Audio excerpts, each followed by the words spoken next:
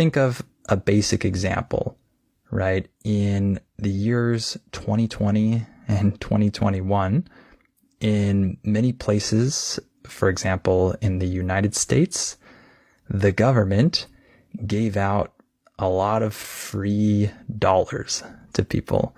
A lot of people received stimulus checks, and there were other forms of stimulus that produced more dollars, more of these currency units, right? However, this didn't increase the amount of goods and services that were created. And so we had more dollars, but we didn't necessarily have more goods and services. So people might have felt richer because suddenly they had more money in their bank account. However, when you just increase the money supply, that simply means that prices will go up because now there is more money in the system that is chasing the same amount of goods and services. So that makes the price of these things go up. That's just logic, right? So that's what happens when you suddenly increase the currency and there are more dollars or more euros. It makes prices go up, right? And you can increase the amount of currency in a system without price inflation if the production of goods and services increases even more than the increase in the currency.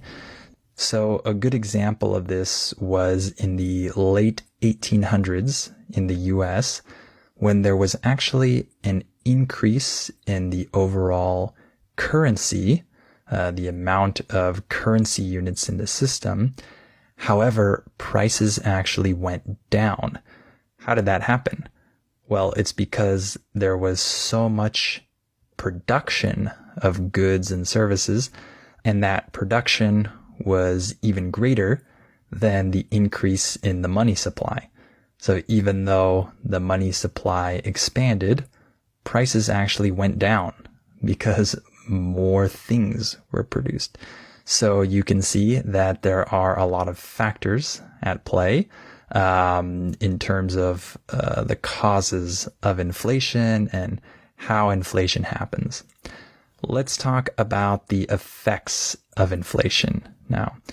So when there's inflation, when there's a lot of inflation especially, people are not encouraged to save.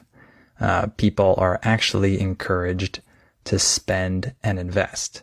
For example, let's pretend you have $10 and the rate of inflation is very high right now, and you put your $10 in a bank account, a savings account, and it has a low interest rate, and that $10 increases a little bit, but the rate of inflation is 10% maybe, and then maybe next year your $10 has grown to $10.05 in that savings account, but the purchasing power has gone down for those $10.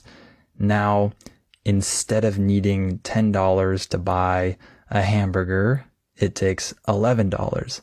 So even though you saved $10 and you earned a little bit of interest, the rate of inflation went up higher and you actually lost purchasing power. You see how that works? So people are not as encouraged to save because usually the rate of inflation kills their savings. It makes their savings less valuable. So instead of that, people are encouraged to spend money now because prices increase in the future if there is inflation. And so people want to buy things now before prices increase, and people want to invest their money in something that will provide them a return that's greater than the rate of inflation.